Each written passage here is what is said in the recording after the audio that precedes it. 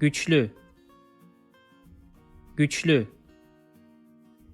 güçlü. Babam çok güçlü. Babam çok güçlü. Babam çok güçlü.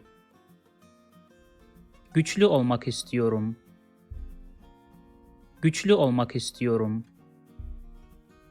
Güçlü olmak istiyorum. Bu motor çok güçlü. Bu motor çok güçlü. Bu motor çok güçlü. If you like this video, please subscribe to my channel below for more videos on Turkish grammar, vocabulary and pronunciation. Also, if you think this video can benefit somebody else, please share it with them.